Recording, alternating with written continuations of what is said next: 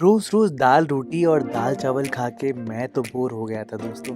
तो मैंने सोचा आज कुछ घर के लिए एकदम डिफरेंट बनाता हूँ। तो मैंने उठाई अपनी दोनों दाल और कौन कौन सी दालें ली। मैंने यहाँ पर 1 कप तूर की दाल ली और उसके साथ साथ 3 टेबलस्पून धुली मूंग की दाल ली। मूंग की दाल दोस्तों मैंने यहाँ पर जानबूझकर यूज करी है, क्योंकि अगर सिर्फ तूर दाल बनाई जाए तो वो सांभर की तरह उसमें पानी अलग होता है और दाल अलग होती है, और अगर पानी कम रखो तो दाल बहुत गाढ़ी बन जाती है। तो इसलिए जानबूझकर मैंने यहाँ पर थोड़ी सी धुली मूंग दाल डाली है। दाल को 3-4 बार अच्छे से धोया, क्योंकि दाल ढोकली में दाल थोड़ी घुटी हुई चाहिए होती है। आप अगर घर पे बना रहे हो तो आधे घंटे तो भिगाना, वैसे मैंने यहाँ पर 45 मिनट्स तक भिगाया है। सीधा ही दाल को मैंने यहाँ पर कुकर में डाला और फिर यहाँ पर 1 कप तूर दाल के लिए 3 कप आप पानी डालना। यही रेशियो फिक्स रहता है दोस्तों, और तभी दाल एकदम बढ़िया गली हुई बनती है। उबालते वक्त दाल में 1 चम्मच आप नमक डाल देना, आधा चम्मच हल्दी, और ये जरूर करना कि एक कटोरी में थोड़ी सी मूंगफली डालकर फिर ढक्कन लगाना। और ढक्कन ऐसे उल्टा नहीं लगाना, ढक्कन में बस मैंने थोड़ा सा घी लगाया है ताकि दाल बाहर ज़्यादा ना आए। और अब गैस को पहले मैंने हाई फ्लेम पर रखा है ताकि पहले सीटी आ जाए। जब तक सीटी आ रही थी मैंने यहाँ पर बाकी तैयारी कर ली। आज मैंने सोचा कि मैं यहाँ पर बिना प्याज और लहसुन के बनाऊंगा, और तब भी बहुत टेस्टी बनती है दोस्तों ये रेसिपी। तो मैंने यहाँ पर सिर्फ 1 देसी टमाटर का यूज किया है और उसको एकदम फाइनली चॉप करके रख लिया है। जितनी देर में मैं अदरक और हरी मिर्चें कूट रहा था उतनी देर में प्रेशर कुकर की सीटी भी आ गई। तो मैंने फटाफट से गैस को एकदम लो फ्लेम पे कर दिया और फिर एकदम लो फ्लेम पर 3 से 4 सीटी और लगाई। तूर की दाल है तो कुकर तो बहुत जल्दी ठंडा होना ही था। तो आप क्या करना कि जैसे ही कुकर ठंडा हो जाए तो सबसे पहले आप यहाँ पर मूंगफली को निकाल देना। मूंगफली भी पक जाएगी हमारे कुकर में ही।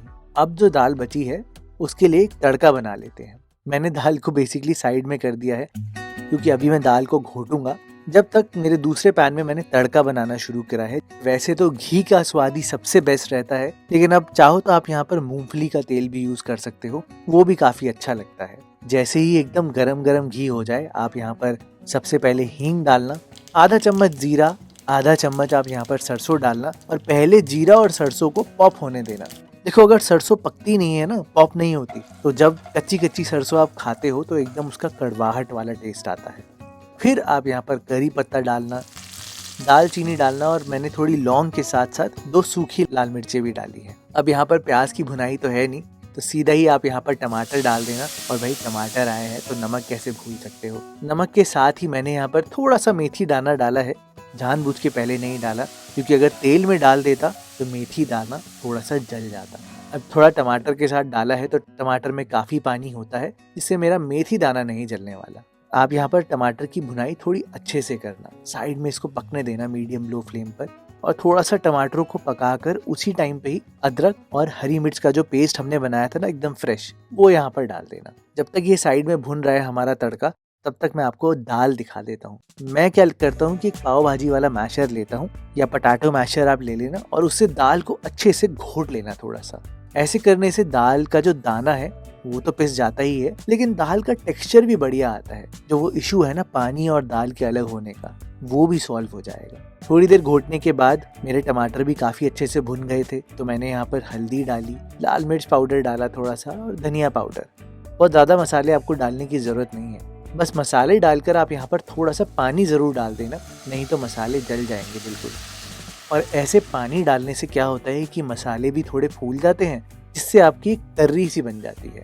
बस दोस्तों जैसे ही तेल हल्का हल्का अलग होने लग जाए आप यहाँ पर सारी दाल ट्रांसफ़र कर देना कुकर से।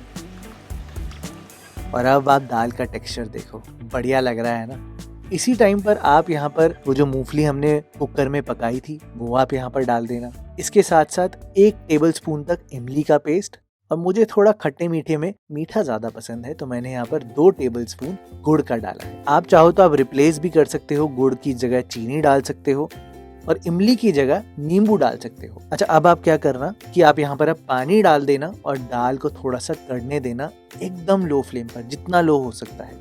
थोड़ा ज़्यादा पानी डालना दोस्तों, क्योंकि अभी हमें अपनी ढोकली बनाकर उसको पकाना भी है।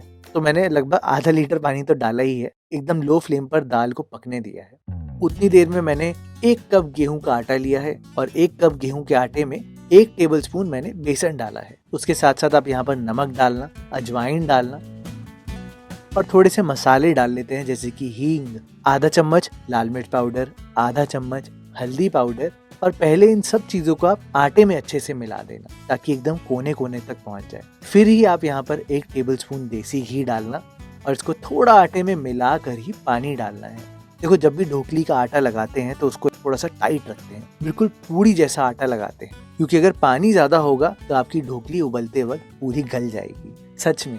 तो इसलिए यहाँ पर पानी बहुत ज्यादा मत डालना, पर मैं आपको एक एस्टिमेट के लिए बता रहा हूँ कि आधा कप आपको पानी चाहिए होगा। धीरे धीरे करके आप आटे को जोड़ने की कोशिश करना और अपने आप ही जब वो जुड़ जाए, पूरा ऐसा सा हो जाए, तो एंड में आप यहाँ पर थोड़ा सा तेल लगाना और इसको तेल लगा के मलना। थोड़ा आटा बिल्कुल वैसा होगा जैसे कि पूड़ी का आटा है। 5 मिनट आप इसको रेस्ट भी दोगे ना, तब भी आटा एकदम सेट हो जाएगा। और 5 मिनट बाद ही फटाफट से हम ढोकली बना देते हैं, क्योंकि दाल तो लगभग उबलने ही वाली है मेरी। तो मैं यहाँ पर थोड़ी सी अलग शेप देता हूँ ढोकली की, तो इसलिए मैंने यहाँ पर छोटे छोटे पेड़े बनाए हैं। और बस करना ये है कि आप एक पेड़ा लेना और उसपे थोड़ा सूखा आटा लगाना और इसको एकदम पतला बेल लेना। जैसे हम फुल्का बेलते हैं ना, उससे थोड़ा सा और पतला होना चाहिए, क्योंकि हम इसको रोल करेंगे तो अपने आप ही थोड़ा मोटा हो जाएगा। बस जैसे ही आपको एक रोटी मिल जाए, आप यहाँ पर इसके ऊपर थोड़ा सा घी लगाना ताकि इसकी लेयर्स थोड़ी खुल जाएं पकते वक्त। और अब आपने इसका एकदम टाइट रोल करना है। एंड में उबलते वक्त ये ना खुले, मैंने यहाँ पर बस थोड़ा सा पानी लगा दिया है एकदम कोने में, जिससे ये एकदम सील हो जाएंगे। आप यहाँ पर इनको छोटे छोटे पार्ट्स में काट लेना, बहुत बड़े मत रखना, नहीं तो ये मोटे मोटे बनेंगे और खाने में अच्छे नहीं लगेंगे।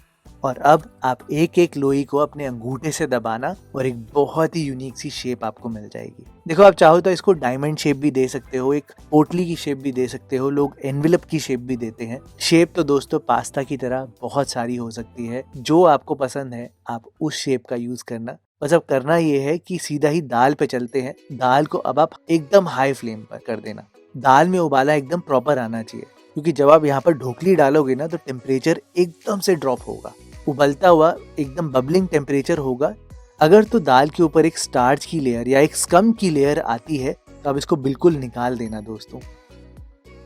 मैंने यहाँ पर 1 चम्मच तक गरम मसाला डाल दिया है और अब एकदम बॉइलिंग होनी चाहिए आपकी दाल। सारी ढोकलियों को एकदम आराम आराम से डालना दोस्तों, नहीं तो दाल छिटक कर आपके हाथ के ऊपर भी आ सकती है और हाथ जल भी सकता है। तो बिल्कुल आराम आराम से डालना, फेंकना मत इनको। और बस सारी डालने के बाद एक बारी आप करछी चलाना और ढक्कन लगाना।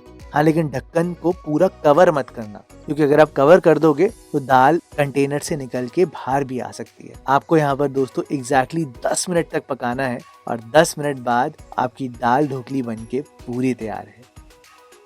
देखो, अगर आप और फ्लेवर इन्हांस करना चाहते हो, जैसे कि जब मैं घर में कुछ स्पेशल अलग बनाता हूँ तो मैं क्या करता हूँ कि खुशबुओं पे बड़ा ध्यान देता हूँ। तो एक करछी में थोड़ा सा गरम गरम घी डाल के आप यहाँ पर हींग डाल देना, कश्मीरी लाल मिर्च डालना और थोड़ा सा कड़ी पत्ता अगर पड़ा है तो डाल देना और बस इसका तड़का आप लगाना। देखो, एक तो टेक्सचर भी बदल जाता है, लुक भी अच्छी आती है और खाने में थोड़ा बेटर तो लगता ही है।